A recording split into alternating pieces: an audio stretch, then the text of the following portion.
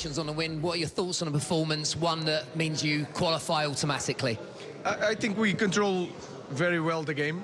We had more possession. Of course, we have to understand the opponent. It's not, with all due respect, it's not the same level as Premier League.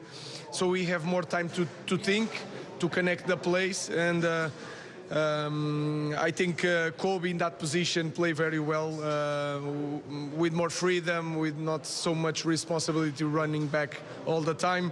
And I think the lads did a good job, clean sheet again, create some chances. We have to score more goals because today we had the opportunities, but in the end we made some rotation. We took 2 games from the schedule. It was a good day for us. The only thing you didn't mention, Ruben, is the key and decisive substitutions at half-time. Did they change the game? No, not entirely the game, but again, I already spoke about that. In the first half, they run a lot to cover all the spaces, and then you feel it that in the second half, the opponent also get tired, and it's easy for the guys that come in. But of course, Garner has a different pace. In this more like a forward, a winger is different from Chris that was playing in that position. Ahmad is really good on 1-against-1 and can push players to defend with them, open more space. So was a good work from everybody. Yeah. Did the goals represent a sort of style of football that you're looking to introduce at Man United? Of course, we want to improve a lot the way we play. We want to play a little bit more closer than today, but again, we need to play like this against an opponent with more pressure, with different pace, with more quality on the ball. So we have to adapt to improve the team. 3 wins in a row. Does it start to feel like you're gaining some momentum now? It depends. The most important thing is not the 3 that we won, is the next one. So let's focus. It's Sunday. We will arrive tomorrow, so we have 1 day to prepare. We have to recover the players. We are going to sleep here to work in the morning, so we are trying everything to recover the players and then to be competitive. And how pleased are you to have a less busy schedule in February? That is the biggest thing. More than the win is to have time to train, to have time to recover the players for playing Premier League. That is a key point for us. Thank you, Ruben. Thank you very much.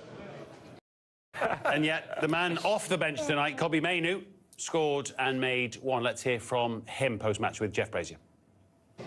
Kobe, what are your thoughts on a winning performance? Yeah, I mean, definitely tough game as we expected. You know, tough place to come. The atmosphere was really good, and yes, right now it's just important to keep on winning. You know, more and more wins, and in this tournament we want to go as far as possible. So yeah, this is how it starts.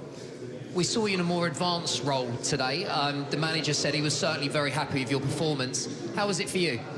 Yeah, I enjoyed it. I mean, I'm just happy to be on the pitch for Manchester United, but yeah, wherever the manager needs me to play. Today it was higher up, and yeah, it turned out well, and I enjoyed it. Talk us through your finish. You must be pleased with that.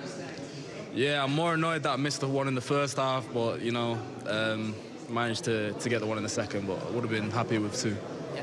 And is it a relief to not have to play those 2 extra games in February? Yeah, definitely. I mean, there's a lot of games at the moment, and there has been over December and January, so anywhere we can get rest is important. So yeah. Kobe, thank you. Thank you. I cannot imagine Manchester United selling that young jewel. We shall. 3 wins on the spin. Best run of the season, Don. He's playing well. And he speaks well as well. I think he's very honest. Sometimes a little bit too honest, but you get the feeling when he talks and when he sees what he's seeing inside Manchester United and at Carrington, you know what he's saying is for the best and it's for the greater good of the club. And they started the campaign quite trickily, didn't they? They drew the first 3 games. It looked a little bit of a shambles at times, but they won the last 5. They need to come out of that in terms of the Premier League. The Premier League form is still not amazing, so they got a good 1-0 win against Fulham that you probably will never want to watch again, but they got the clean sheet and 3 points. But they have to now try and kick on, because sitting in the bottom half of the table, them and Tottenham should never, ever be there. Well, no, and really, given that league position that they're both in, isn't this all the more of a priority? Isn't this their chance? Yeah, I mean, I always think English clubs should be winning this competition by dint of the fact that the Premier League is so wealthier than the other leagues, that when we talk about Europe's top 5 leagues, we need to stop doing that, because the Premier League is out on its own. And, you know, I think with particularly with United, the amount of investment that's gone into United, the fact that they're all of a sudden in the last couple of years having to think about PSR, when we always used to just think, United, richest club in the world in terms of revenue, commercial, and they've spent it, and got nowhere with it. But nevertheless, they should still be the favourite for this competition. You know, I think it's a failure if they don't win this competition. It sounds crazy to say that at this early stage, but you know, Jose went and won this competition. I wouldn't fancy them with a full-strength Tottenham side. No. I wouldn't trust Man United with a full-strength Tottenham side. Spurs, who they can't meet, actually, the way the draw has worked out, they can't meet till the final now. I think Spurs, fully fit Spurs got more about them. Yeah. With Spurs, with everybody fit and firing? Yeah. A little bit more than Man United? I think so. Okay. Yeah. I mean, they proved that at Old Trafford. The fact is, you say Spurs all fit and firing. I mean, the team that's been a pre-season Elfsborg side tonight, Spurs, is the Tottenham elite development team, isn't it? Yeah. You know, with those kids. Yeah. So, you know, who's going to be left in, mate? I just think when I look at it, if you're gauging it on which club do you think needs the more drastic surgery in terms of players in, players out, it's Man United. Spurs are not a million miles away. Once everyone's fit, they're not a million miles away. So, yeah, you bang on. Spurs and Manchester United, anything less than getting to the final of this tournament with the teams left, I don't think is good. I think Tottenham will come back and I think it's be a great finish to the season for them. I think what we could do, and you're right, the Premier League is streets ahead in terms of how strong it is compared to the other leagues. When we get to the knockout stages, I remember playing in France, and when you played in Europe in France, they moved your fixtures around to try and help their teams. Yeah. I think that would help benefit, because say Manchester United, they play on a Thursday night, they might have to go to Brighton Sunday at 12. Do you know what I mean? Or to Brentford, and it is all these other Galatasaray, Besiktas, they're going to somewhere in Turkey where they can play at 75% and win. And as the months and months, the Dutch do it well, and as the months accumulate, the intensity of our league actually can be detrimental in the backstage. So clearly now we're looking at it at the turn of the year. Manchester United and Tottenham are the best teams left in this competition, in my opinion. You can argue maybe the Turkish sides might have a say. You know, Galatasaray, one of Man United's possible opponents as well as Tottenham's. You know, beat them last year on paper, you might say that, but I think, you know, Chelsea certainly have to get to the Conference League final and win that. And I think the two other British clubs, you know, with a little bit of help domestically around like this fixture and the scheduling, because we want our teams at the back end of this. You know, we know we're the strongest league because we've got the most money and we drive that side of it. But it's so intense. We could have helped ourselves to help Manchester United, help Tottenham get to the back end, and it'll eventually all come back and help our league. Thing is, I mean, my argument was it's like economic, you know. But in that Premier League teams are so rich that they can have the squad depth. Yeah. That the teams that maybe their leagues help with their fixtures, they don't have that squad depth. Yeah. You look at that bench that United have got tonight: Onana, 50 million; Lindelof, how much? Harry Maguire, most expensive centre back of all time. Yeah.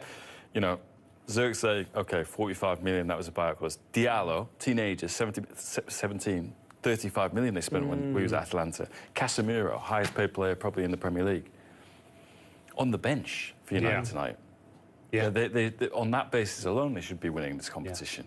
Yeah. And yet they lent on. Money doesn't make you smart. No, it doesn't. Nor does it rest your legs. You say that when you're in contract. Yeah. True.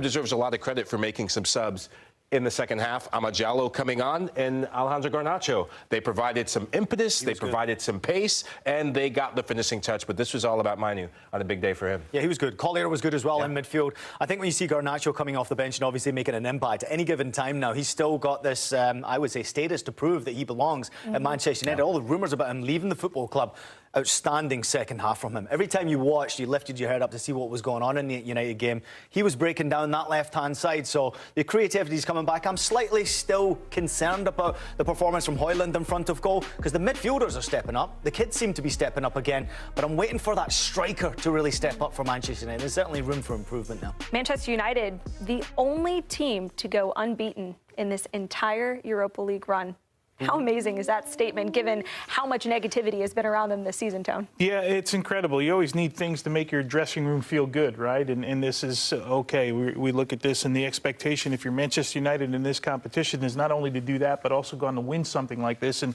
this might be their pathway into a Champions League, right? Winning this. And if Ruben Amorim has his way, this team will start to click, because we're getting indications from him that he's